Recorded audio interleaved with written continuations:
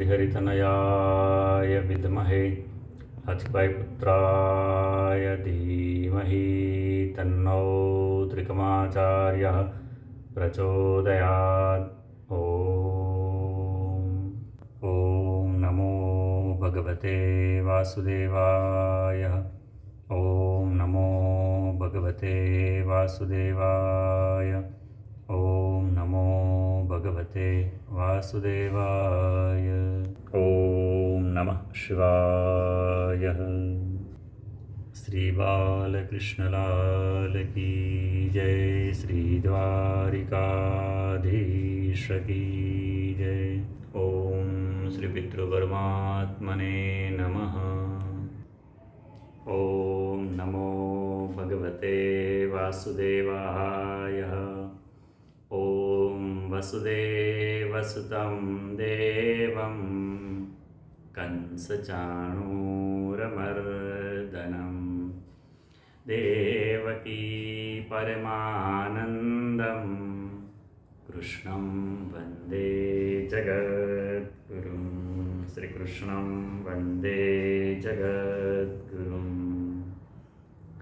વહાલા સાધક બંધુઓ, વહાલા ભક્તજનો અને સનાતન ધર્મના આપ સર્વે ઉપાસકોના અંતઃકરણમાં બિરાજમાન ભગવાન પૂર્ણ પુરુષોત્તમ શ્રી દ્વારિકાધીશજી મહારાજના ચરણોમાં અનંત કોટી વંદન હો. સૌને જય શ્રી કૃષ્ણ. ઓમ નમો ભગવતે વાસુદેવાય. સાધક બંધુઓ, ભગવાન શ્રી દ્વારિકાધીશજી મહારાજની અનન્ય કૃપાથી, સદગુરુ મહારાજના આશીર્વચનથી, ત્રિકમાચાર્ય બાપુની પ્રેરણાથી આ ડોંગરેજી મહારાજના અમૃતમય વચનોનું પઠન અને શ્રવણ કરી રહ્યા છીએ. ત્યારે પ્રથમ સ્કંદની અંદર ભાગવત નવનીતમાં ભગવાનના અવતારનું પ્રયોજન શું છે, શા માટે ભગવાન અવતાર ધારણ કરે છે, તે દિવ્ય અધ્યાયની કથાનું પઠન અને શ્રવણ કરી ધન્યતાનો અનુભવ કરીએ, સર્વ પિતૃદેવતાઓના આશીર્વચનો પ્રાપ્ત કરીએ. ઋષિઓએ સરળ સાધન પૂછ્યું છે કે ભગવાનના અવતારનું પ્રયોજન શું છે, શા માટે ભગવાન અવતાર ધારણ કરે છે, ભગવાન શ્રી કૃષ્ણ પ્રગટ થાય છે એનું કારણ શું છે એ કહો. કૃષ્ણ કથા અનેક વખત સાંભળી છે, છતાં પણ ભગવાનની દિવ્ય કથાઓ સાંભળીને તૃપ્તિ થતી નથી. અમને વિસ્તારપૂર્વક કૃષ્ણ કથા સંભળાવો. વયમ તો ન વિતૃપ્યામઃ ઉત્તમ શ્લોક વિક્રમે યચ્છૃણવતામ રસજ્ઞાનમ સ્વાદુ સ્વાદુ પદે પદે.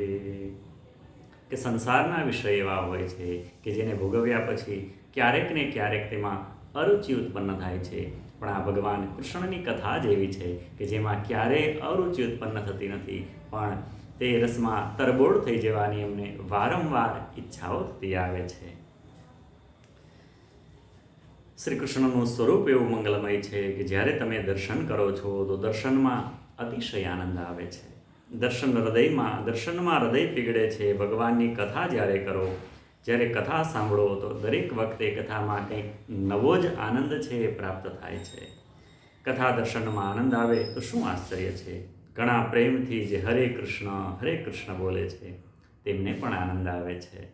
ભગવાનના નામમાં એવી શક્તિ છે કે જ્યારે પ્રેમથી કૃષ્ણ કીર્તન કરો તો નવો આનંદ આવે છે. અનેક વાર કૃષ્ણ કથા આપણે સૌએ સાંભળી છે, પણ જ્યારે જ્યારે ભાગવત કથાનું શ્રવણ કરવાને માટે બેસીએ છીએ ત્યારે ભગવાનના પ્રેમ રસમાં છે તરબોળ થઈ જઈએ છીએ, રંગાઈ જઈએ છીએ. ભગવાનના દિવ્ય કથાઓ સાંભળવાથી આપણું મન ક્યારેય તૃપ્ત થતું નથી. સનાતન ધર્મનું રક્ષણ કરવા માટે ભગવાન જગતમાં આવે છે. કલિયુગમાં તો અધર્મ વધે છે. અધર્મ વધ્યા પછી ધર્મ ક્યાં જાય છે, ધર્મ ક્યાં રહે છે? ધર્મ કમ શરણમ ગતઃ. શ્રી કૃષ્ણ ભગવાન સ્વધામમાં જાય છે ત્યારે કલિયુગમાં અધર્મ વધી જાય છે. ત્યારે ધર્મનું શું થાય છે? પ્રથમ અધ્યાયને સંતોએ પ્રશ્નાધ્યાય માન્યો છે.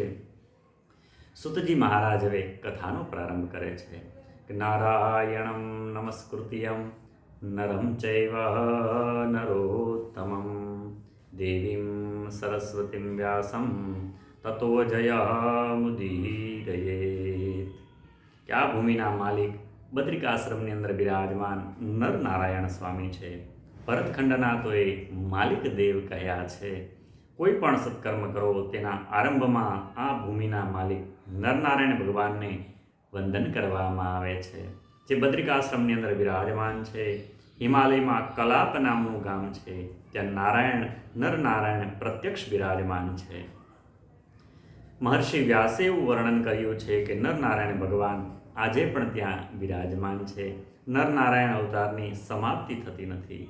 શ્રી અયોધ્યાજીમાં ગુપ્તાર ઘાટ છે, ત્યાંના સંતો એવું વર્ણન કરે છે કે સીતારામજીના અંતિમ દર્શન અહીં થયા હતા. પછી સીતારામજી સ્વધામ ગયા છે, ભગવાન ગુપ્ત થયા છે, તેથી આ ઘાટનું નામ ગુપ્તાર ઘાટ છે.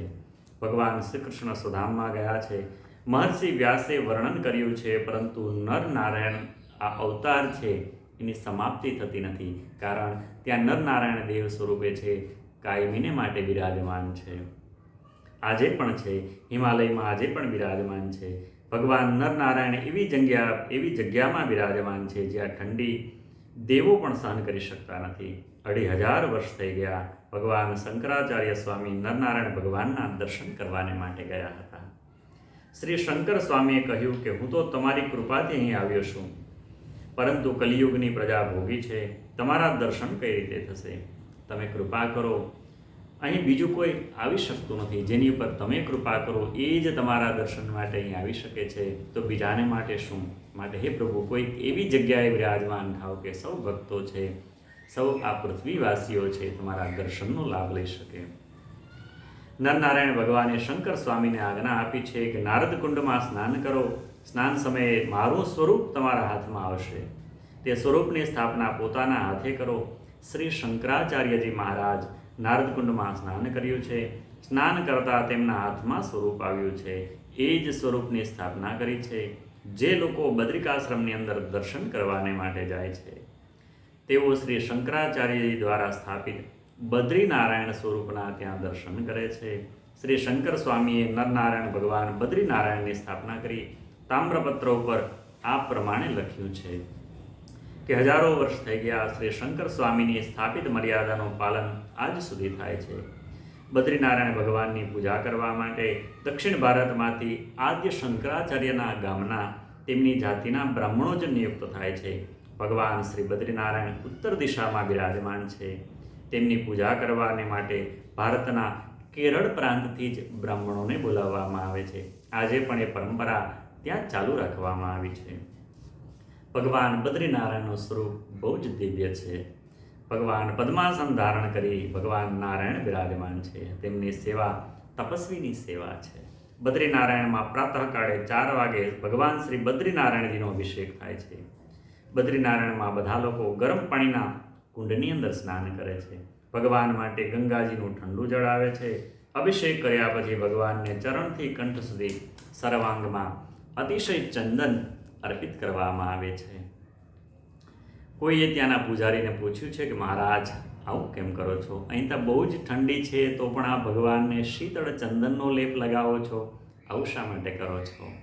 તો પૂજારીજી મહારાજે સમજાવ્યું કે બદ્રીનાથ મહારાજ આખો દિવસ ધ્યાન કરે છે, પ્રભુ તપ કરે છે, એના લીધે એના શરીરનું તાપમાન વધી જાય છે, ભગવાનને ગરમી લાગે છે, અને ગરમીથી બચવાને માટે અમે તેના પર શીતળ ચંદનનો લેપ લગાવીએ છીએ.